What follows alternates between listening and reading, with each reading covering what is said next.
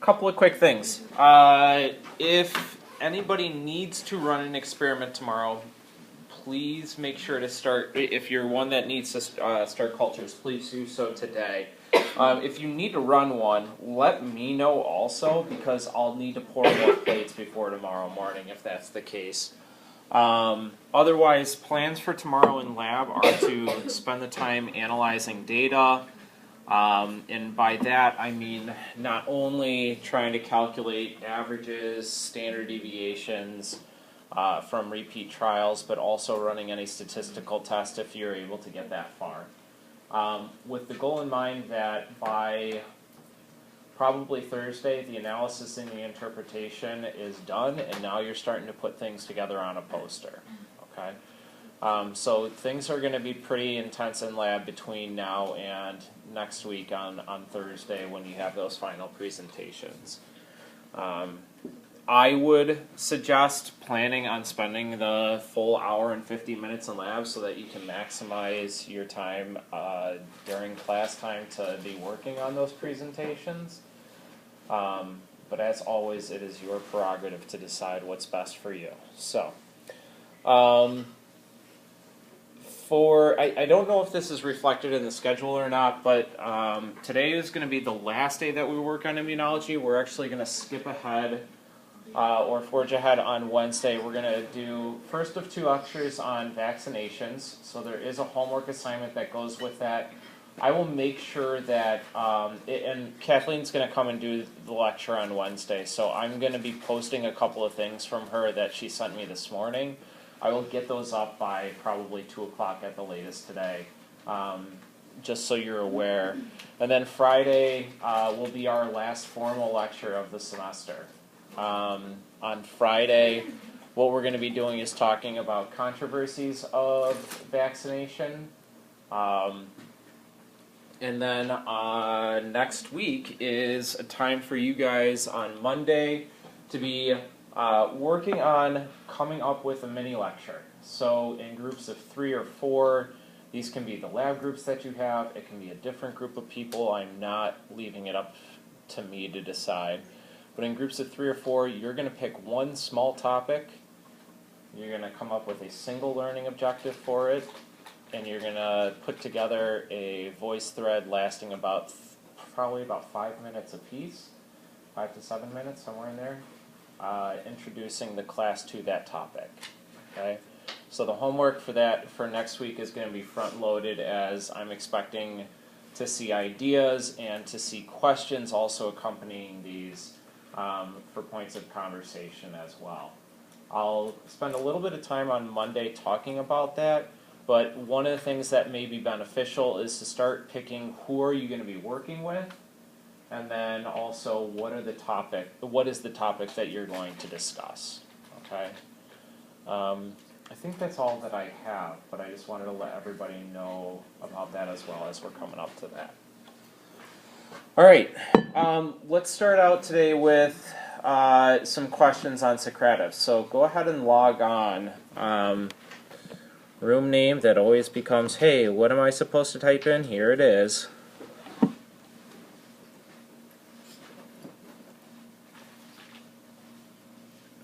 So I'll give you guys a minute or so to log on.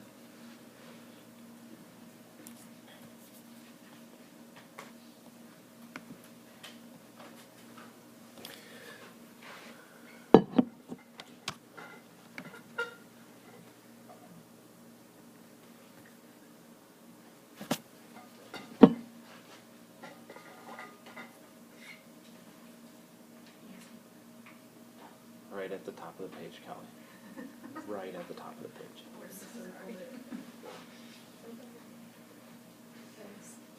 I just changed my password and it's not letting me in anything. Like on campus, anything? Okay. Okay. Yeah, I noticed that. I meant to take it out, but I wasn't sure if you meant to leave it in there. We can talk about that later. All right. So first question. Hyaluronidase allows Streptococcus pneumoniae to breach the basement membrane of an epithelium. It is then classified as a adhesin, B, invasion, C, exotoxin, or D, superantigen?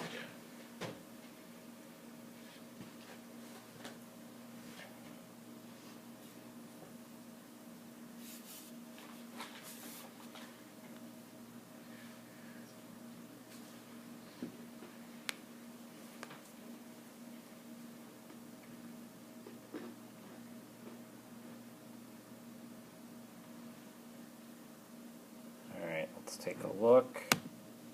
Alright, most have got this. What is the difference between an invasion and an adhesin? Or what's the definition of each of them?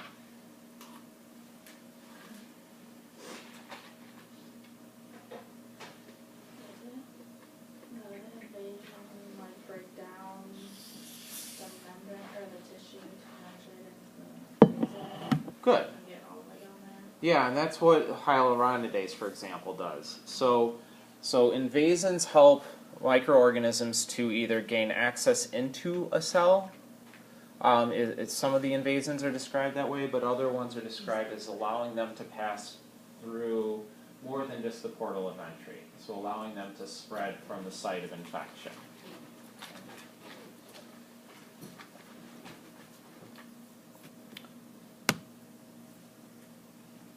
Any molecule that allows a microorganism to bind to its host cell is defined as which of these? Same four options.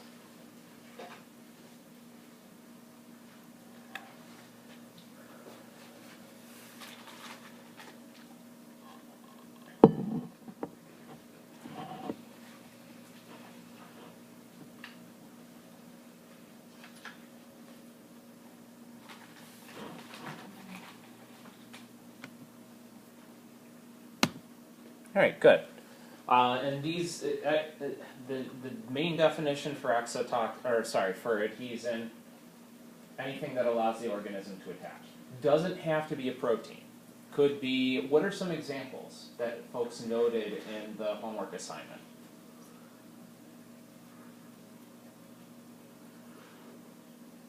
Something with E. coli. Something with E. coli, be more specific, Alexi. Starts with an E, I think. Starts with an E. Right? I don't know. No, I don't actually. Taylor? I said Fimbriae. Fimbriae would be a good example. That's one that we saw at the beginning of the semester that helps with attachment. What else? Was that the one you were thinking of? No. It starts with an F, just so you were aware. No, I think I was thinking of a different one. Term? Yeah. Okay. Grace? Spikes. So you could say spikes. If we were talking about viruses, spikes would be a really good one to associate with it. As we talked about, that helps to allow the virus to attach to a receptor on the host cell. Absolutely. That would work. Others? Molly? What, glycocalyx? Absolutely. That would work as well. We might also include, pilus can sometimes be involved in this. Sometimes flagella are as well. There are a number of different things that can be classified then as being an adhesive. And again, the main goal here is to allow for the microorganism. All right, next one. Superantigens produce intense immune responses by stimulating lymphocytes or white blood cells to produce what? Endotoxins, exotoxins, cytokines, leukocytins, or interferons.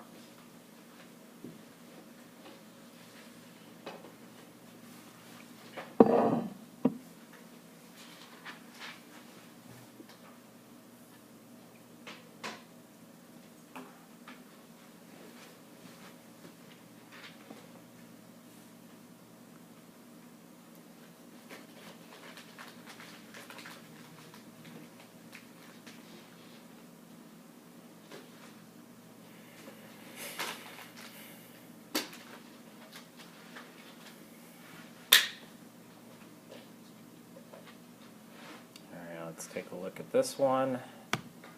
All right, pretty good. A little bit more variety than the last one. So, what is the function of a cytokine? And this goes back to what we talked about last week Monday and last week Wednesday. What do cytokines do?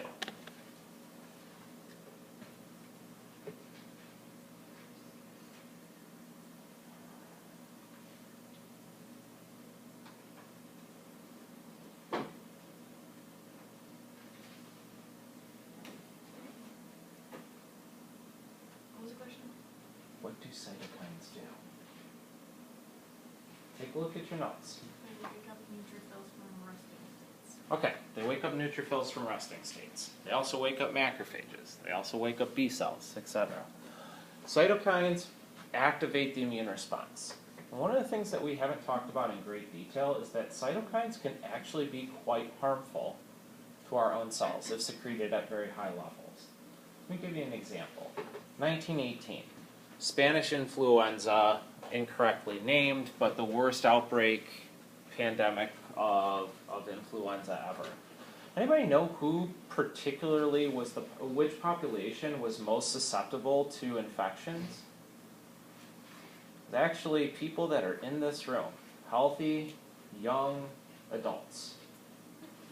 The children and the elderly populations that we most often associate as being the ones that are most susceptible to infection were not those that actually died from the influenza in 1918. It was primarily healthy adults, and that's because it was the immune system that was causing death.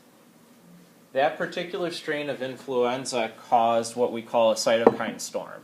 Basically, it had superantigens that would allow for continual secretion of cytokines from macrophages, neutrophils, other white blood cells, and what that ended up doing was damaging the lungs, and individuals then became susceptible to secondary infections.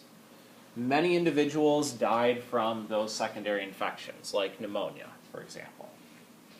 So what we find is that these superantigens, what they actually do is they lock together a T helper cell and a macrophage.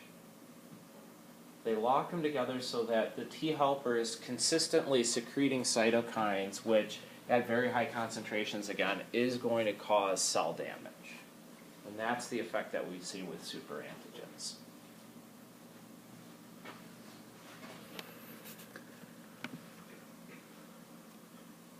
All right, next one. Which of the following contributes to the virulence of a pathogen?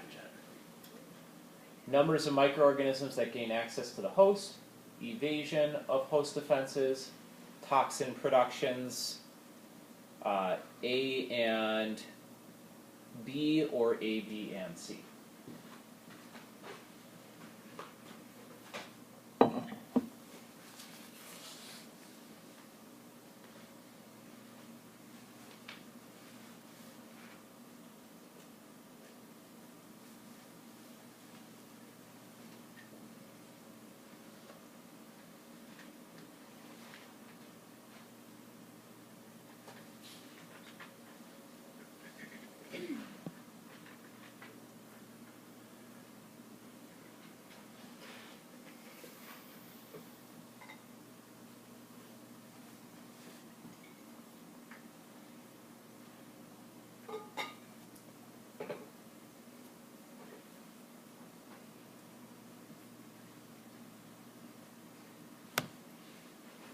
Apparently I didn't choose an answer for this one. There is a right one, and it's not one that you guys didn't pick. It's actually the last one. All three of these would contribute to pathogenicity. I think one of the things that we need to do real quick is define what is pathogenicity and what is virulence. The two terms are oftentimes used interchangeably. There's a very slight difference between the two of them. An organism that is considered to be pathogenic has the ability to do what? So if we say pathogenic E. coli, what does that mean about that E. coli? It can do what? Cause disease. Pathogenicity just tells us, can the organism cause disease or not? Pathogenicity really refers to, does the organism have the set of genes that it needs to cause disease? And those genes sometimes we refer to as pathogenicity factors or virulence factors. Virulent, on the other hand, defines for us basically the intensity of that pathogenicity. So whereas pathogenicity is a yes or no answer, virulence is more like a sliding scale. Depending on the conditions, such as how much of the organism has entered the body, or by which portal of entry it has gained access, or its ability to express the genes that allow it to evade the host, or the host's immune response itself, and toxin production by the pathogen, these can all contribute to the degree of the disease or the virulence of the disease. Okay. Let me give you an example with this real quick. Anthrax, Bacillus anthracis, can cause 3 different types of infection. One is cutaneous. I can't remember the second one ever, but the third one is by inhalation. If you inhale spores of Bacillus anthracis, you only need about 10 of them to kill you. All right? But if you get it in a cut on the skin, you're talking about needing millions upon billions of Bacillus anthracis in order to cause disease. And in most cases, it just kind of causes a dark patch on the skin that will blister and eventually heal. It's pathogenic, but its ability to cause an illness or to cause a serious illness depends on its portal of entry. Much worse to inhale it than it is to inhale the spores than it is to get it into a cut. All right. So that's what we mean by virulence. All right, I think we'll stop there because what I want to do is move on and kind of define some of the terminology that we're using here. And then also to introduce a couple of other terms that I'd like to use. So the main goal in this lecture, the time that we have left, is just to be able to discuss or describe the different pathogenicity factors or virulence factors. We've already taken a look briefly at adhesins and invasins. What I'd like you to be able to do is to identify, based on a description like we did here, identify or categorize a protein or molecule as being one of those 2 forms. The other one that I asked you guys to look up was lysine, and I probably should have asked this question a little bit differently. Lysins are molecules, particularly enzymes, that will cause the host to lyse. We've talked about quite a few examples throughout the semester already.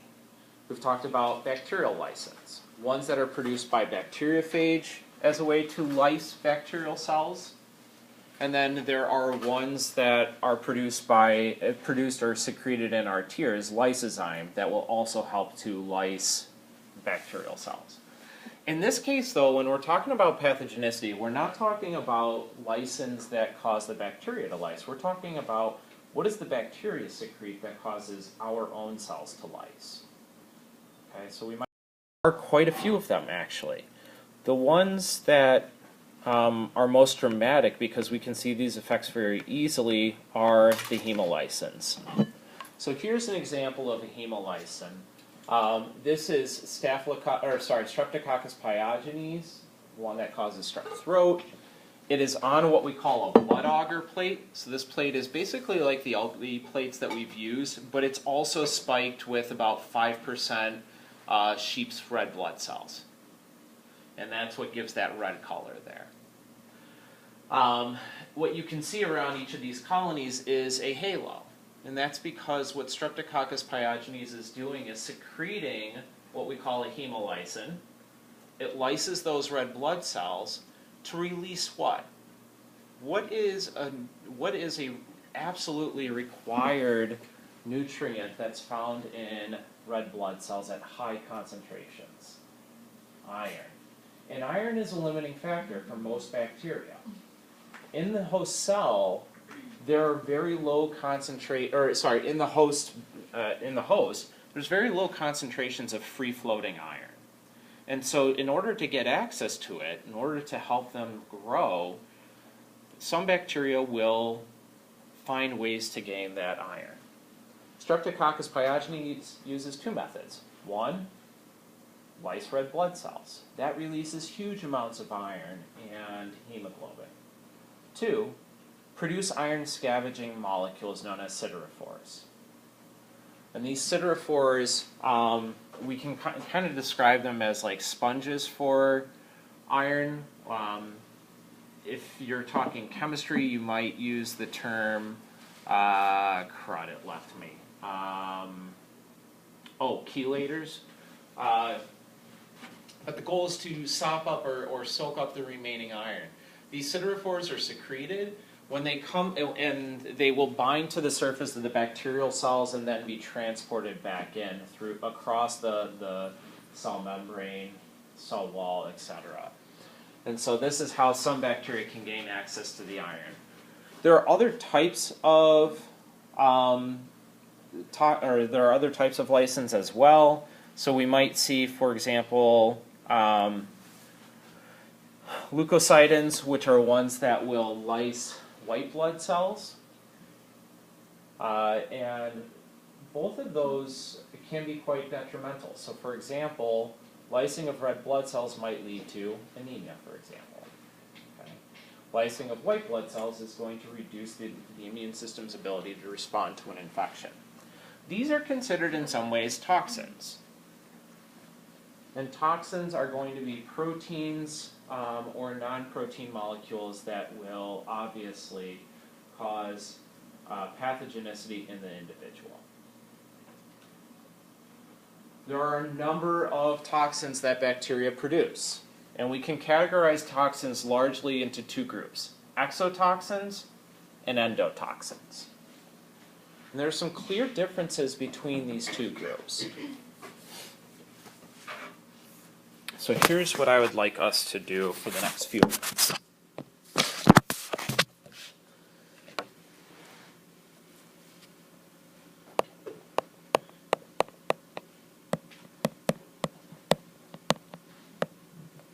I'd like to set up a table here for ourselves of some of the characteristics of endotoxins and exotoxins. So for example, what I want to know is, do we find these in gram-positives or gram-negatives or both? What is the macromolecule that makes these up? So is it protein, lipid, etc.?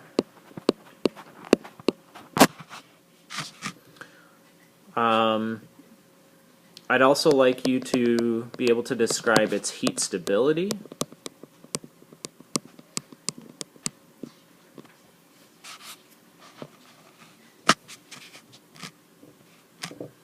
And also, relatively, its toxic dose. Okay. So this information you should be able to find this in the book or somewhere else online, but I'd like you to just take a few minutes to try and fill out this table to the best of your ability, and then we'll take some time afterward to talk about the difference between these 2. All right, go ahead.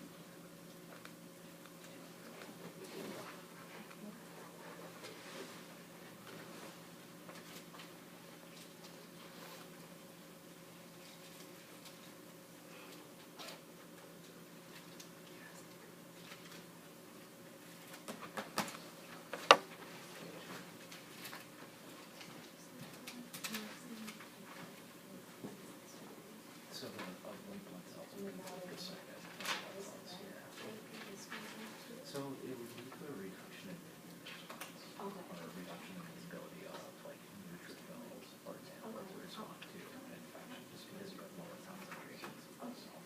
Thank you.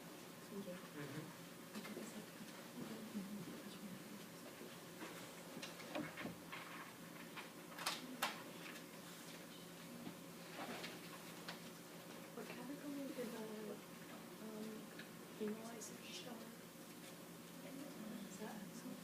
I would put it in exotoxin, yes.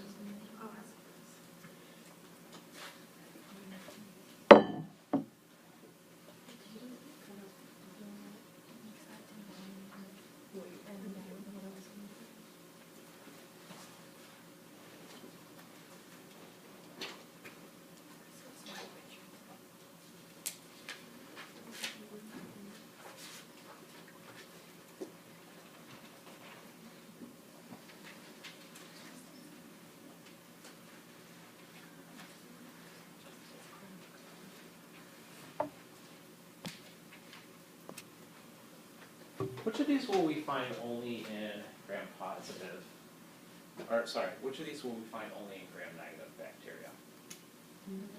Endotoxin. Why? What's another name for endotoxin?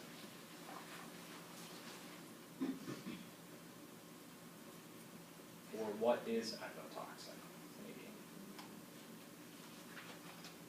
What molecule makes up endotoxin? What's that? Not proteins. What's that? Lipids. Particularly, what do all gram-negative cells have on their outer membrane? Lipopolysaccharide. That's endotoxin. Okay. Lipopolysaccharide. We could just define that as being the endotoxin, or more specifically, it's the lipid A portion of the LPS that is the actual endotoxin. Okay. So endotoxins we only find on gram-negative bacteria. Exotoxins, though, we can find in both gram-positive and gram-negative. Okay? What's the difference in their structure? What are they made out of? They're made out of protein. Okay? Proteins, what happens when you take a protein and heat it really, really hot? They denature. In other words, we oftentimes say that exotoxins are not heat stable. So their heat stability is relatively low. Most of the microorganisms that cause illness to us grow best at what temperature? What's that? 37. Good. 37, they're mesophiles, right? The toxins that they produce are optimized to work at 37 degrees Celsius. So going above that temperature, at about 60 degrees Celsius or so, what we find are those proteins become denatured. That's a really good thing for us in some ways, because quite a few of the vaccines that we have on the market are known as toxoid vaccines. Those are heat inactivated toxins. DTaP is a prime example. Diphtheria, tetanus, and pertussis those three together are all different toxins that have been produced by bacteria that we heat and activate. LPS, on the other hand, really heat stable. Makes a horrible, horrible vaccine because you can't inactivate it.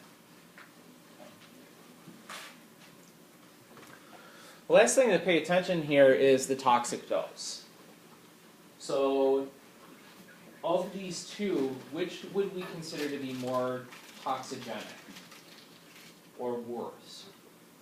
So if we gave, say, 0.5 milligram of, tetanus toxin and 0.5 milligram of straight LPS from E. coli, which one is going to make somebody more sick?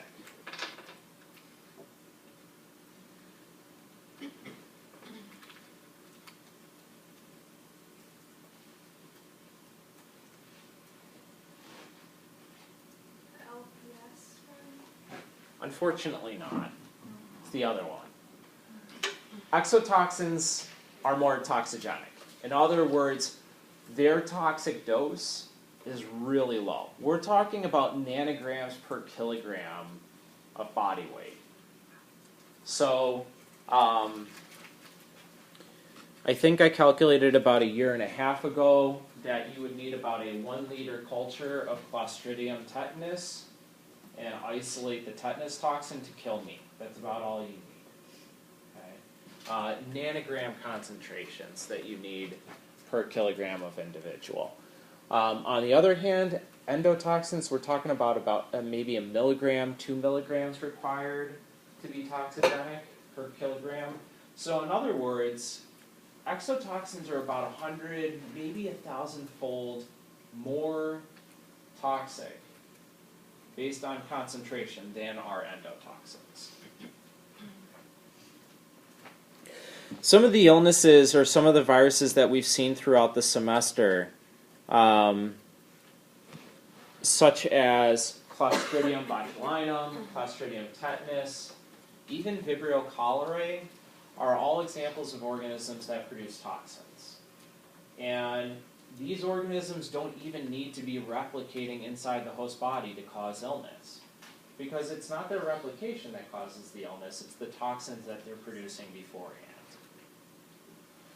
Sometimes in these cases, what you can find is no trace of the microorganism, but you can find traces of the toxin. To treat these, what we have to use is oftentimes anti-serum. So taking antibodies from, for example, a human that has previously been infected or been exposed to botulism toxin, and using that as a treatment to neutralize the toxins that are within somebody's body. So antibodies can be a really good treatment to these toxins, and they will help to trigger a strong B-cell response in our body. I wanted to point out real quick, the LPS doesn't just get, the LPS is actually released as a product of cell lysis. So for example, when our immune system is going to attack macrophages, neutrophils, etc., if our macrophages and neutrophils are being used to attack bacterial cells, that lipid A doesn't get broken down during the process of phagocytosis and is released as waste. What we can find is that lipid A can trigger quite a strong immune response. And oftentimes the response here is fever. Lipid A produces a strong fever in individuals that have endotoxin exposure. Here are just a few other things about these that compare them between each other. Exotoxins released from living cells, they are secreted. Endotoxins released as the cell lyses. I'm trying to think the other things. Strong immune response from exotoxins. Again, these are proteins, so our B cells and T cells will respond very, very well. Our immune system doesn't do a very good job of detecting lipids, though, which is why the immune response to endotoxin is pretty weak, and also why it doesn't make a very good vaccine.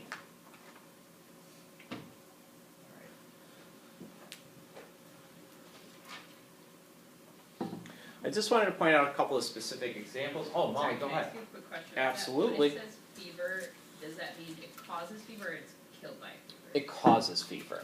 Yeah, so I'll just skip ahead real quick. I mean, this is the extent of our anatomy and physiology for the day. But in this case here, we've got a macrophage or neutrophil lysing this salmonella, let's say. The lipid A is released. Part of what happens is that lipid A triggers actually a pretty strong cytokine response, and that's what's actually triggering the fever. And since lipid A is very challenging to break down relative to inactivating a protein, it can lead to a continuous stimulation of cytokine release for an extended period of time.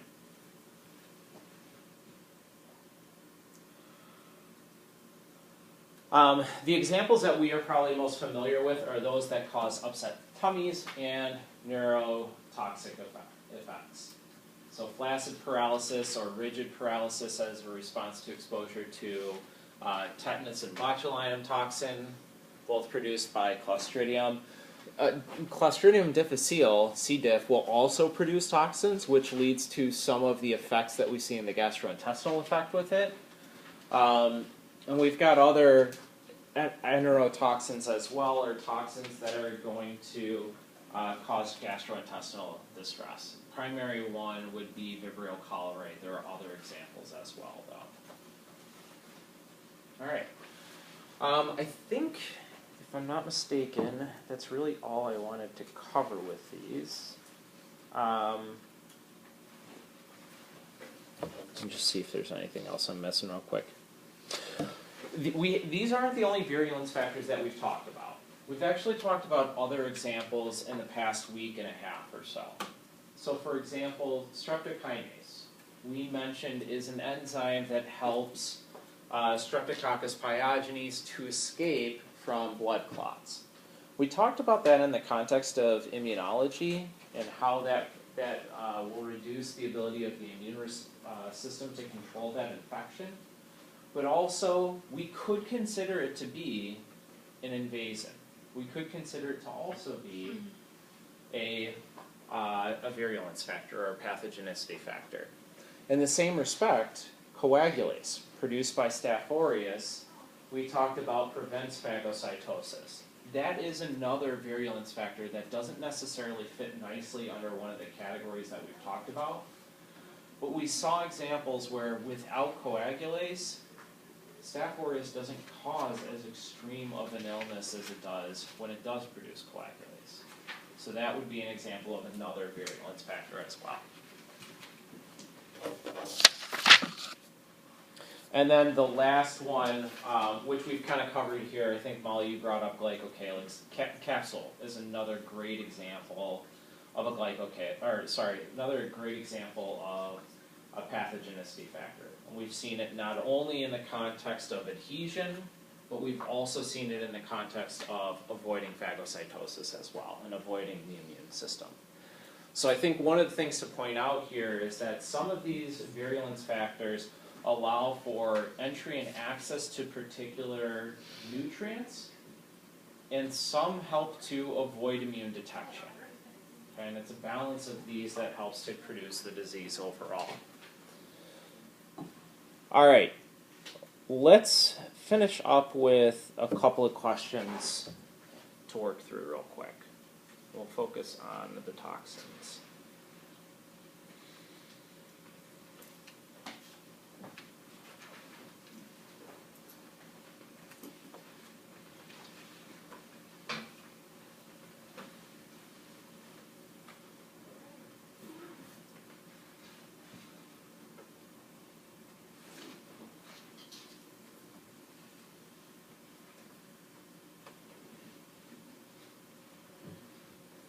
Let's start with this one.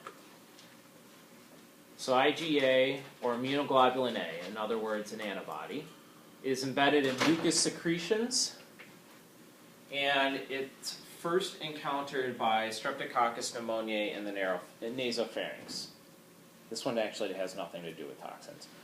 Explain how an IgA protease, which is a protein that cleaves IgA between the Fc and the antigen binding arms, how would that help to avoid opsonization?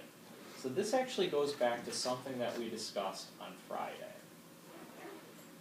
But this is another example of a virulence factor. How does the organism block the immune response? So what I'd like you to do is let's take 4 or 5 minutes here, to try and work through how does this prevent the immune response, and walk through the various steps here. Okay? All right, take 5 minutes with a partner. Go.